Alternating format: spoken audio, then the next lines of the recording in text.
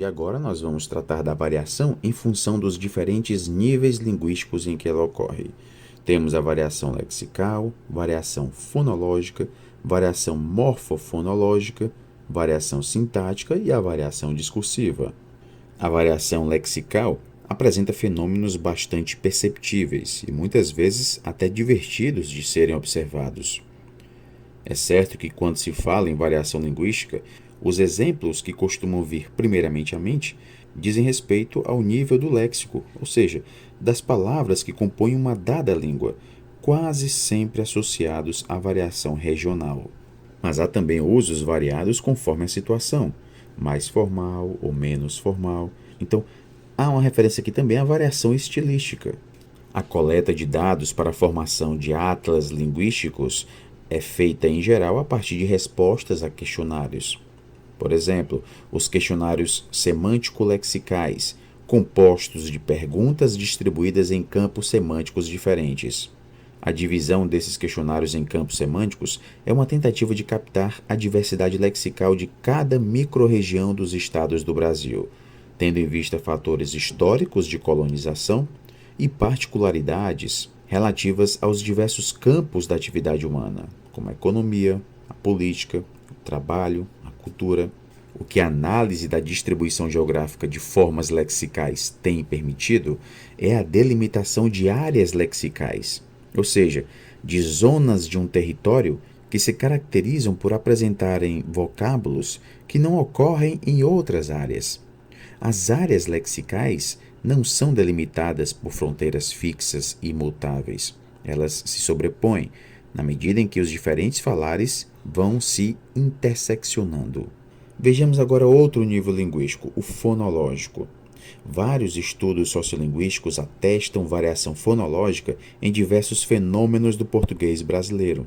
Para exemplificar, nós temos aqui o fenômeno da despalatalização, a troca do LH por I. Esse fenômeno consiste na perda da palatalização. O LH passa para L, seguida de iotacismo, que é a evolução de um som para a vogal I, ou para a semivogal correspondente, como por exemplo, palha, pália, pália, paia. Isso ocorre também por conta da aproximação entre os pontos de articulação da palatal, que na escrita representamos por LH, e da semivogal I. A despalatalização é apenas um exemplo de variação fonológica verificado no português do Brasil. Temos outros exemplos, como a síncope, que é a supressão de um segmento sonoro no interior da palavra. Há uma tendência de as proparoxítonas se igualarem às paroxítonas, que são muito mais frequentes na língua portuguesa. Como exemplos, temos casos como relâmpago, por relâmpago, fósforo, por fósforo, abóbora, por abóbora, árve, por árvore e figo, por fígado. Temos também a monotongação, a transformação ou redução de um ditongo em uma vogal. Podemos ter a transformação do ditongo ou para o, como por exemplo, pouco, por pouco, roupa, por roupa, cenoura, por cenoura. Outro nível linguístico em que podemos verificar variação é o morfológico. Vale lembrar aqui a definição clássica de morfema, a unidade mínima significativa. Então, nós vamos considerar como variação morfológica aquela alteração que ocorre num morfema da palavra. Um exemplo é o caso do gerúndio em português, em que ocorre o fenômeno fonológico de assimilação. Cantando por cantando, correndo por correndo, sorrindo por sorrindo. Sabemos que NDO é o morfema verbal que indica gerúndio. Nesses três exemplos, esse morfema sofre uma redução para NO, com a queda do fonema D. Teremos aqui um caso de variação fonológica ou morfológica. A mesma indagação pode ser feita em relação a outros fenômenos de variação. Andar por andar, vender por vender. Eles anda, eles vende, eles parte. No caso de andar, nós temos a supressão do R, que marca o infinitivo dos verbos. Trata-se de um morfema verbal.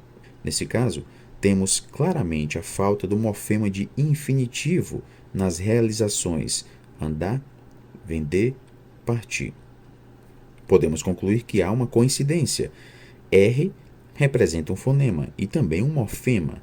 Se opusermos esses casos à palavra revolve por revólver, por exemplo, veremos que, nesse caso, o exemplo da queda do R é um fato apenas fonológico, pois R não é um morfema, e sim parte do radical da palavra. Nos outros exemplos, a não realização de M, que é uma desinência verbal que indica a sexta pessoa, ou a terceira pessoa do plural, representa uma alternância morfêmica. Já em casos como home por homem e viage por viagem, o M é só um fonema. Nessas situações, um fonema deixou de ser pronunciado. No caso dos verbos, o fonema também é um morfema. No caso dos substantivos, trata-se apenas de um fonema. Sabemos, portanto, que quando a variação está no âmbito do fonema, temos uma variação fonológica. Mas quando vai também para o âmbito do morfema, que tipo de variação encontramos aí? Morfológica? Talvez fosse mais interessante dizer, nesses casos, que o que temos é uma variação morfofonológica, uma vez que os morfemas que caem são também fonemas. É um caso de interface, que ocorre quando um caso de variação abarca 2 ou mais níveis gramaticais. Vejamos agora o caso da variação linguística no nível da sintaxe. Exemplos de variação sintática, com as construções relativas. O filme a que me referi é muito bom. O filme que me referi é muito bom. O filme que me referi a ele é muito bom. Reparem que aqui nós temos um exemplo de relativa cortadora. O filme que me referi é muito bom. Nós temos aqui um corte justamente da preposição. E nós vamos ter a relativa com o pronome lembrete. O filme que me referi a ele é muito bom. É geralmente usada por falantes menos escolarizados e sofre estigma na sociedade. Dependendo da visão de gramática assumida, o nível de análise pode ser expandido para além da frase, de modo a abarcar também porções textuais ou discursivas maiores. Nesse caso, aspectos semântico-pragmáticos que envolvem a significação e o contexto situacional também são considerados. Veremos, portanto, aqui a variação discursiva. Vejamos aqui 3 trechos de fala. Aí a minha mãe, pois é, mas eu tenho que dar baixa nessa carteira. Aí o cara falou, mas a senhora não quer nada? E a minha mãe disse, quer nada o quê? É porque nós somos obrigados a vender um ônibus desses para pagar ele. Porque a carteira dele não está dando baixa. Ninguém deu baixa, né? A costureira não quis fazer. Então eu e a minha irmã não sabe costurar muito bem. Daí ela disse para ele assim, não, mas quando que nós vamos fazer serão? A minha irmã disse para ele, como nós vamos fazer serão se não tem costureira? Daí ele disse, vocês não querem fazer, então dá a carteira que eu dou as contas. Mas ele insistiu e disse, olha, tem uma equipe de São Paulo, lá do professor Odair Pedroso. Se for necessário, nós podemos lhe mandar para São Paulo fazer um curso. Então eu disse, se é assim, se desejam assim, eu posso tentar, se não decepcionar. Então eu fiquei realmente 3 meses em treinamento com a equipe do professor Odair Pedroso, no Hospital Celso Ramos. Em todos esses casos, os elementos em variação e, aí, daí, então, estão no mesmo contexto, o de introdução de discurso direto, que precede os verbos falar e dizer, dando sequência de modo coesivo ao texto. É importante notar que, nessa função, eles são intercambiáveis, atuando, portanto, como variantes que constituem uma mesma variável linguística. No entanto, se a gente ver isoladamente esses elementos, dificilmente nós diríamos que seriam variantes. Provavelmente seria feita a seguinte classificação, baseada nas gramáticas normativas tradicionais. O E seria a conjunção coordenativa. Aí e daí, advérbios de lugar. E então, um advérbio de tempo. Isso mostra o quanto é importante se considerar o contexto real de ocorrência dos dados que queremos analisar. Os marcadores discursivos são elementos que servem não apenas à organização da fala e à manutenção da interação entre falante e ouvinte, mas também servem no encadeamento coesivo das partes de um texto. Os itens destacados olha e vê são usados para chamar a atenção do interlocutor sobre a informação que está sendo veiculada. Eles têm caráter textual interativo, pois ao mesmo tempo que chamam a atenção do interlocutor, também auxiliam no estabelecimento de relações coesivas de causalidade. Os itens olha e vê funcionam como variantes nesse caso. Como vimos, os condicionadores, em um caso de variação, são os fatores que regulam a escolha do falante entre uma ou outra variante. Assim como os fenômenos variáveis se situam em diferentes níveis linguísticos, também os condicionadores que atuam sobre as variáveis podem ser de diferentes níveis. Por exemplo, que condicionadores fonético-fonológicos influenciam o uso de uma ou de outra variante fonológica? Vamos retomar o exemplo da monotogação dos ditongos crescentes, observando as seguintes palavras: couve, cenoura, caixa, baile, beijo, seiva, peixe, primeiro e peito. Todas elas apresentam um dos seguintes ditongos, ou, ai, ei. Se pronunciarmos cada uma delas procurando perceber se é possível fazer a redução do ditongo, ou seja, se é possível omitir a semivogal, nós vamos notar que em algumas palavras podemos facilmente fazer a redução, como couve, cenoura, caixa, beijo, peixe, primeiro. Em outras não é possível, como baile, seiva e peito. Que condicionador estaria atuando sobre esse uso variável? Para os ditongos ei e ai, existe um forte condicionador para a redução, que é o contexto fonológico seguinte. Quando ei é seguido de R fraco, como dinheiro, dinheiro, há 98% de monotongação.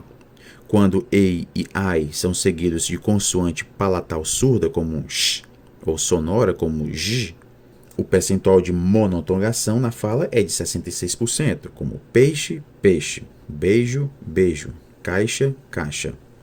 Praticamente não existe monotongação nesses ditongos quando são seguidos de outros contextos fonológicos. E o que nós podemos concluir? Que a monotongação dos ditongos crescentes ei e ai é condicionada por pressões fonológicas. Em outras palavras, o condicionador interno, o contexto seguinte, é relevante para a escolha entre uma e outra variante do fenômeno de monotongação. A classe morfológica também pode ser um condicionador. Por exemplo, existe um comportamento diferenciado com respeito à supressão do R em função da classe de palavras. Nos verbos em que esse R é um morfema, a vibrante tende a cair bem mais do que nos nomes, em que é apenas um fonema. Portanto, a classe morfológica da palavra é um condicionador interno relevante para explicar a variável realização do R pós-vocálico. Então, pessoal, pelo que nós vimos aqui, a variação linguística não é caótica, muito pelo contrário, ela é ordenada e pode ser descrita criteriosamente a partir de condicionadores. Nós vimos aqui os condicionadores linguísticos, que atuam como forças dentro da língua. Vemos que cada fenômeno variável funciona em conformidade com certos condicionadores, que podem ser diferentes em cada caso. Vimos também que, assim como os fenômenos linguísticos podem estar em variação em diferentes níveis gramaticais, também os condicionadores atuam em diferentes níveis da língua. Cabe ao pesquisador sociolinguista descobrir as regras de cada jogo. E nós vamos ver agora a variação vista de fora da língua, os condicionadores externos. Os condicionadores extralinguísticos estão estreitamente relacionados aos tipos de variação. Esses são decorrentes do controle desses condicionadores.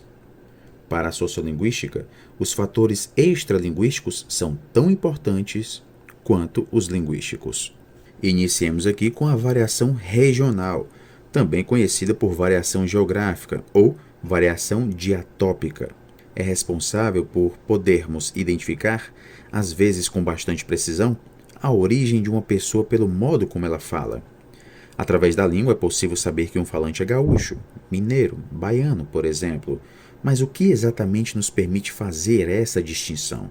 Em geral, itens lexicais particulares, certos padrões entoacionais e certos traços fonológicos respondem pelo fato de que falantes de localidades diferentes apresentam dialetos diferentes de uma mesma língua. Um exemplo perceptível de variação regional é a pronúncia das vogais e o pretônicas em palavras como peteca e moderno. Em alguns dialetos da região Nordeste, elas são pronunciadas abertas, peteca e moderno. Em alguns dialetos do Sudeste e do Sul do Brasil, são pronunciadas fechadas, peteca e moderno. A pronúncia do fonema R em final de sílaba, como na palavra porta, também é bastante variada. No interior de São Paulo, temos o retroflexo, que é comumente chamado de R caipira. É o que nós teríamos com porta. Na capital, no mesmo estado, é possível ouvir também porta. E ainda temos a fricativa velar e a fricativa glotal, normalmente associadas ao dialeto carioca e ao mineiro, respectivamente. Porta, porta. Nós temos porta, porta, porta e porta.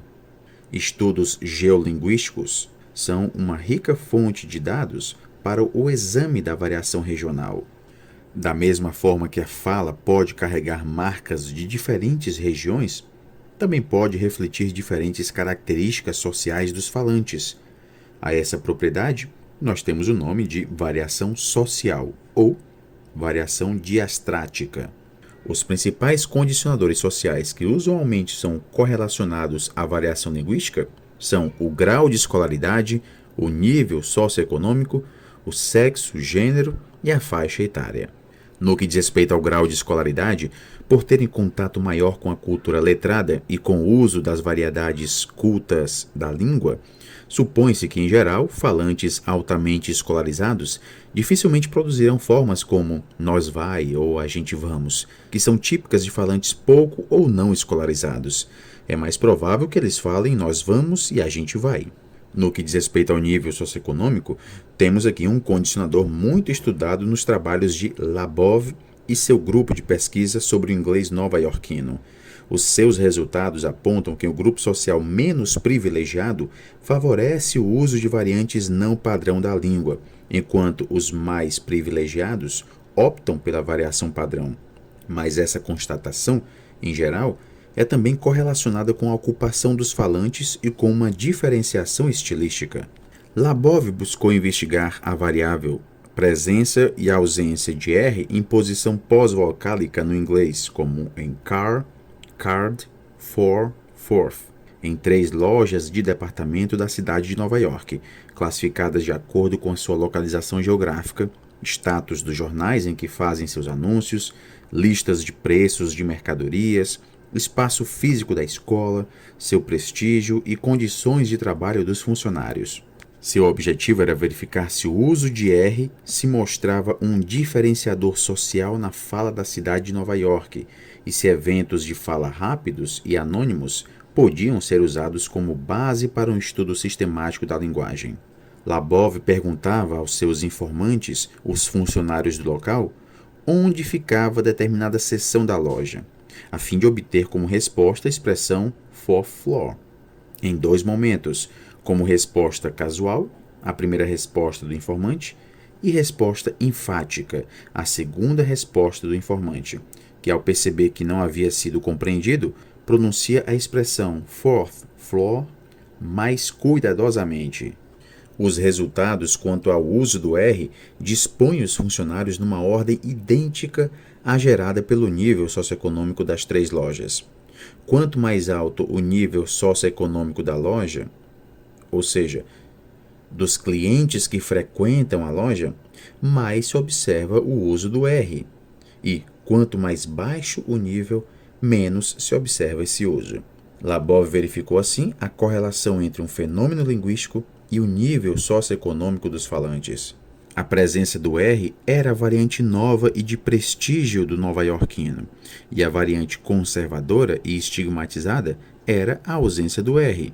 Quanto à variação social relacionada ao sexo e gênero dos informantes, alguns estudos mostram que as mulheres são mais conservadoras do que os homens. Em geral, elas preferem usar as variantes valorizadas socialmente. É como se as mulheres fossem mais receptivas à atuação normatizadora da escola. Esses resultados, no entanto, requerem cautela, pois os papéis feminino e masculino, nas diversas sociedades, estão a todo momento sofrendo transformações. A relação entre variação linguística e idade do falante tem suscitado muitas reflexões entre os sociolinguistas no Brasil e no mundo, pois, em geral, no controle desse condicionador, entra em jogo a questão da mudança linguística. É importante destacarmos aqui que a variação implica duas ou mais formas que concorrem para expressar um mesmo significado, enquanto que a mudança implica o processo de substituição gradual de uma forma por outra. Para alguns autores, a variação condicionada pela faixa etária dos falantes tem um nome próprio: variação diageracional. Há uma tendência dos falantes mais velhos a preferirem a forma mais antiga, ao passo que os mais novos preferem as formas inovadoras. Na análise da variação linguística em sua dimensão externa, o nível de escolaridade, socioeconômico, sexo e gênero dos falantes não devem ser considerados isoladamente e podem explicar, entre outras coisas, o fato de um dialeto se enquadrar em maior ou menor grau entre as variedades cultas. Nós vimos que a região onde uma pessoa nasceu ou mora pode influenciar o modo como ela fala, assim como diferentes fatores de ordem social. Agora, nós vamos ver que um mesmo falante pode usar diferentes formas linguísticas, dependendo da situação em que se encontra. Basta pensarmos que a maneira como falamos em casa, com nossa família, não é a mesma como falamos em nosso emprego, com o nosso chefe. O que está em jogo aqui são os diferentes papéis sociais que as pessoas desempenham nas interações de que participam em diferentes domínios sociais. E isso recebe o nome de variação estilística ou diafásica. Nossos papéis sociais se alteram conforme as situações comunicativas das quais participamos. Por exemplo, entre professor e aluno, patrão e empregado, pai e filho. Estão intimamente relacionados aos tipos de relações que ocorrem entre locutor e seu interlocutor, as chamadas relações de poder e solidariedade.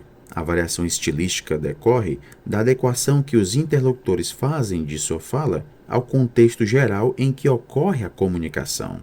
Certamente, em situações formais, usamos uma linguagem mais monitorada, ou seja, prestamos mais atenção à forma como falamos, enquanto que, em situações mais informais, usamos uma fala mais coloquial.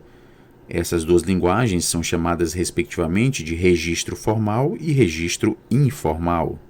Além da variação regional, da variação social e da variação estilística, é comum encontrarmos em trabalhos sociolinguísticos um outro tipo de variação, a variação entre a fala e a escrita, ou variação diamésica. Essa palavra diamésica se relaciona etimologicamente à ideia de vários meios.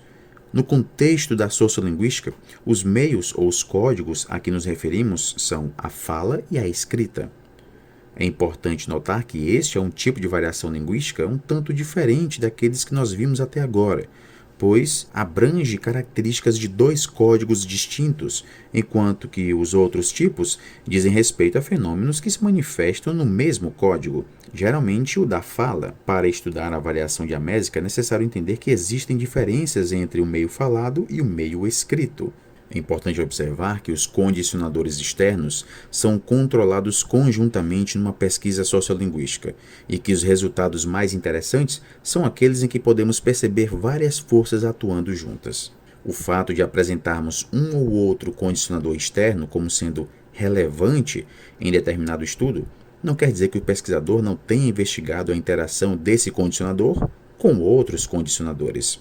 Pois bem, pessoal, neste primeiro capítulo nós demos os primeiros passos no estudo da disciplina sociolinguística, uma sub-área da linguística que se ocupa da relação entre língua e sociedade.